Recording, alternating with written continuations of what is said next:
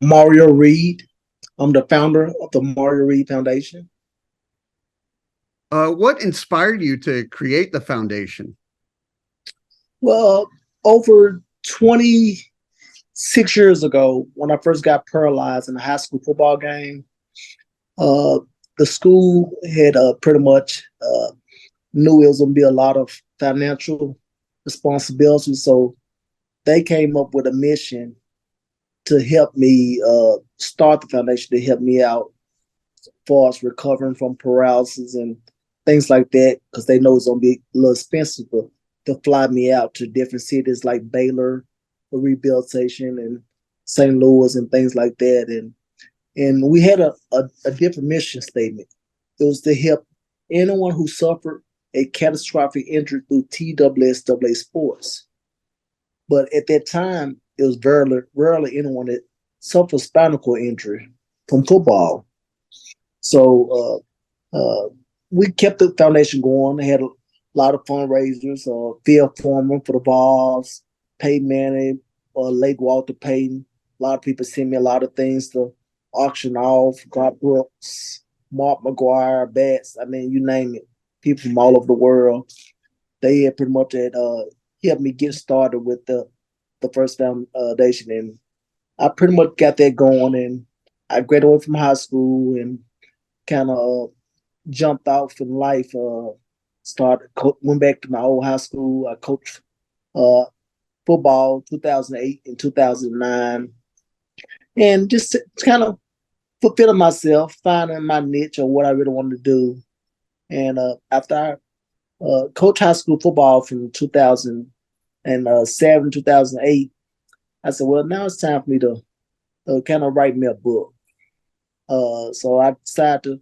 I've been writing on and off for a little while, and it eventually took me about 6 years to write my book. So in 2013, I released Brothers the Mario Reed Story, and after shortly, I pretty much promoted that, pushed that around the city, and a few years later, I figured that the book sale wasn't going as good as I thought they would be. So I said, let me give the world a visual. So uh, I pretty much pre-wrote the Brew Within Mario Reed documentary, and I sat down with a screenwriter and my director, and we talked about the process of it.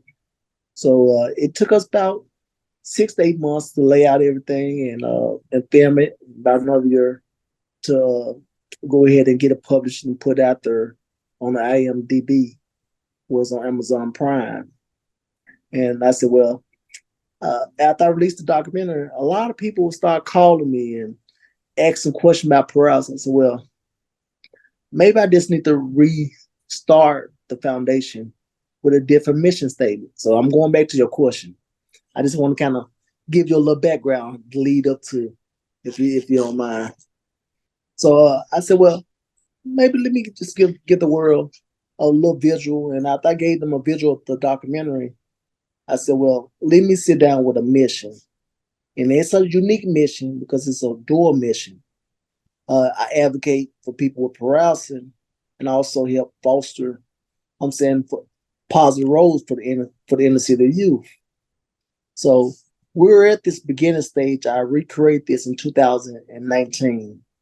So we're just trying to get out the ground. I had my first fundraiser event last year.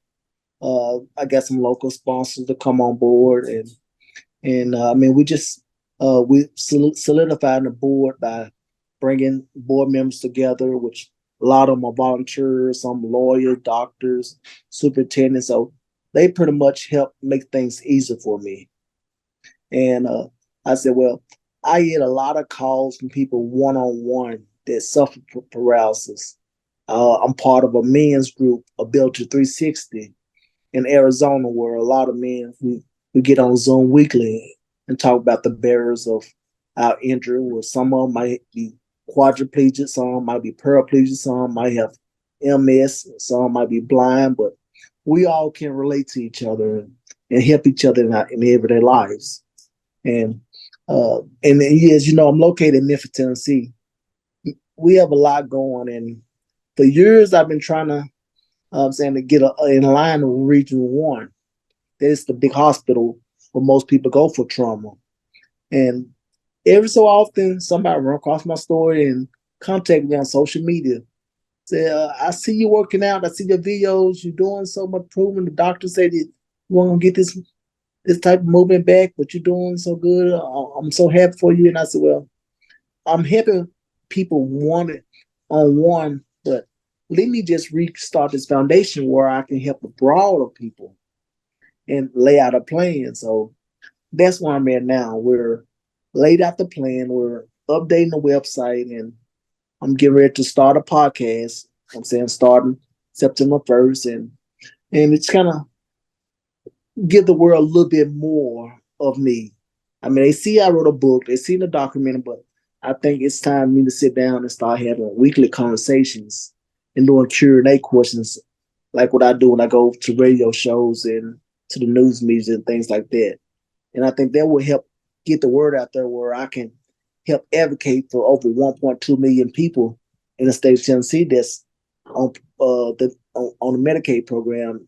And for the youth, I'm kind of start off my niche with getting involved with alternative schools, and I go around and speak at different high schools and things like that about my injury and different topics or whatever they want me to talk about. As far as this, for example, determination, overcoming obstacles, or anything it may be. How has helping others helped your own healing process? Exactly, exactly.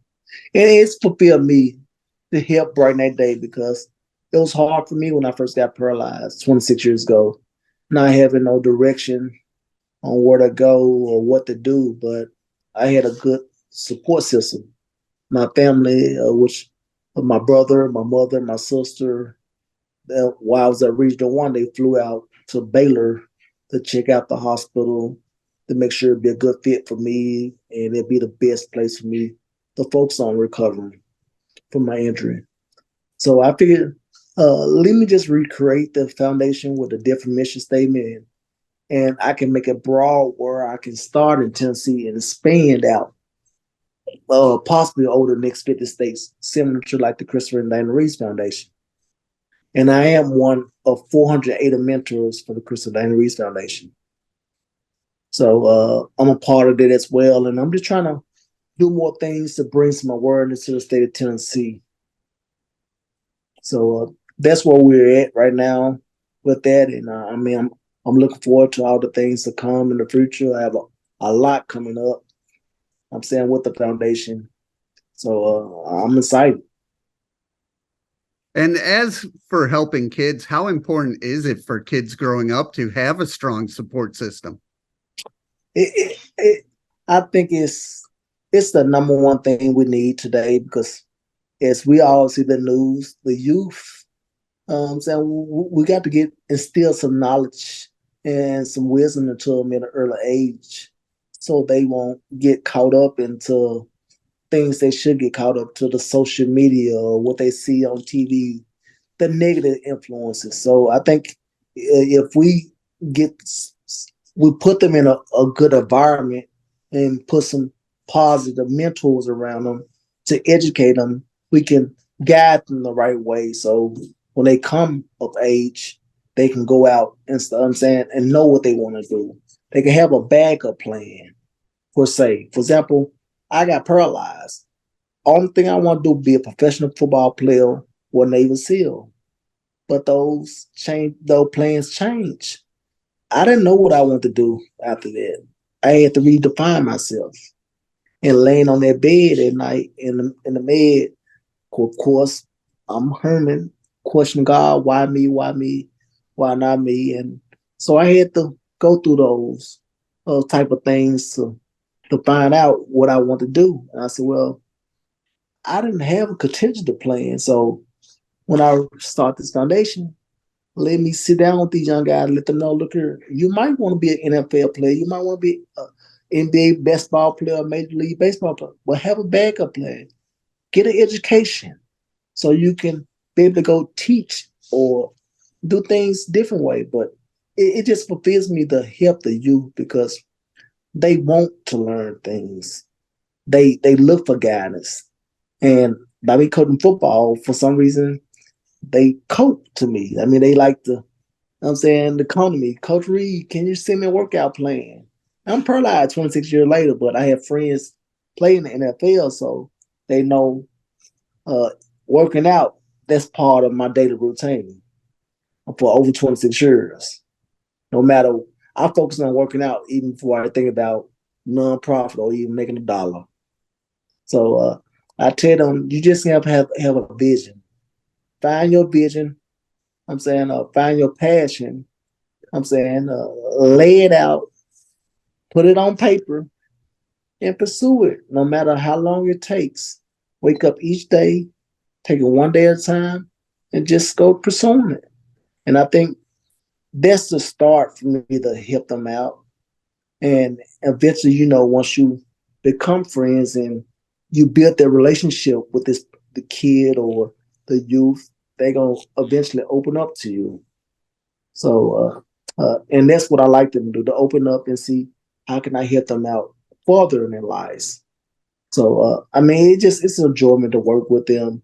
I've been working with the youth for over probably most of my life, and after I left the high school level, I left out. I went and volunteered in middle school and helped my brother. He's the athletic director for the 7th, 8th grade, and they're totally different than coaching high school teenagers. Right. Yeah, so it just was an experience, but I tried to go speak to anyone and adapt to whatever crowd, whether they're 6 or 7 years old or they're 16 and 17-year old, or if I'm going to speak to an elderly group at a nursing home, I can adapt to someone that's 65 or 70-year old. Because I help teach people all different aspects of life. So with the youth, we want to instill positive encouragement, let them understand what cultural awareness is, interpersonal skills, help them get more into themselves, get them to start uh, get into reading because that's one thing we're lacking in this century. A lot of us don't like reading, so I'm kind of forcing that, kind of pushing it on them, and that's one of the things we'll be teaching once we get the center up and going. Is a basic public speaking class, of course, a reading. I'm saying help them get over their phobia of Yeah. speaking in front of people because for a long time I would never get in front of nobody and talk. No But way. now, I'm still nervous all the time speaking in front of people. yeah, but now I'm a natural with it. I mean, uh, I've come. You just gotta just go with the flow. Not try to be perfect. Not try to think that you're gonna mess up or say the wrong thing, but just try to just give people the best possible responses they can when they ask you a question. So that's what I try to do. I know for me, creating a podcast and talking to people has been, therapeutic for me, understanding different people and relating to them. What are you looking forward to for your own podcast? Well, I'm looking to find an outlet to help more people throughout the world because I have friends that I help in Colorado, Arizona, uh, Boston. My neurosurgeon in Boston. So I'm different. I'm dealing with different people all around the world, but I want to create this podcast so people can tune in to listen to the things that I have to say. Because I wrote out almost 12 episodes for my first season, and it's new to me because a lot of people were telling me you need to get a radio show many years ago, but I did not see that vision. They said you do good when you go on radio shows. You talk well, you speak well. I said, I just didn't see that. But now I figure things have slowed down. Public speaking is not a high commodity as it used to be. And that the world is kind of changing to more of the podcast and Zoom meetings. And so I figured I would transition to that to try to use that platform to kind of get the word out, to get the mission out toward the foundation. is doing and what we'll be doing work in the future. Because things that people don't know, I do. I host private Zoom meetings with senators for $20 billion budgets for the healthcare side, for people that's with paralysis or suffer the injury, that help them keep them from going to nursing homes where they can stay in their own homes and get home health care. So I have to educate them on that, as well as getting their body on a regimen, like a bowel program, a shower, getting daily, I'm saying, routines as far as exercising. And these is all the things that help I have done. And that's the main reason why I'm healthy to this day, because I move. If you don't move it, you lose it. And that's a motto I'm saying that I use. You gotta stay moving, never stop. And you see my Facebook, they got never quit. I just wake up each day, take life one day at a time, and just go. You know what I'm saying? And so and I tell God, I just thank him, just I'm saying, put me on this path to help other people, because different people have my numbers. After public, they call me and they want to X interviews similar like you. I never too much heard about you until I started getting on the website, and here you go. Yeah, we're new, so Yeah. But I did a little background check. I'm saying, I got looked over your site. I'm glad to see that you all doing good things, and I think that you are gonna make a change and impact, saying sharing people's stories around the world. Thank you. Yes, I hope so. Oh yes, most definitely. We all have to start somewhere. We all have to start somewhere, and we know it takes sometimes a little time to get things off the ground. And it's taking a little time for me to get things off the ground, but I have a lot of unseen things that I'm doing now that will become public. And when I start the podcast, people hear the type of conversation that I will talk. If I'm on to go about trying to get some help care, I tell them, wherever city, wherever state you're in, contact your local center if you get denied.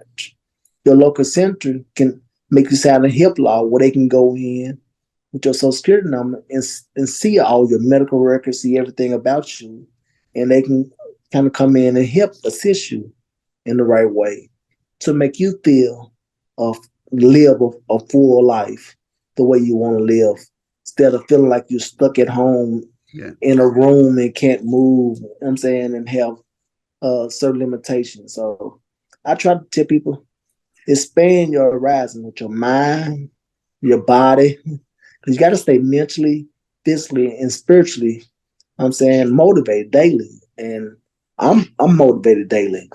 I don't know what I think God, he motivated me daily. I know what motivated me, but he said, how you just continue just go, go, go, go, go. Do you ever get tired?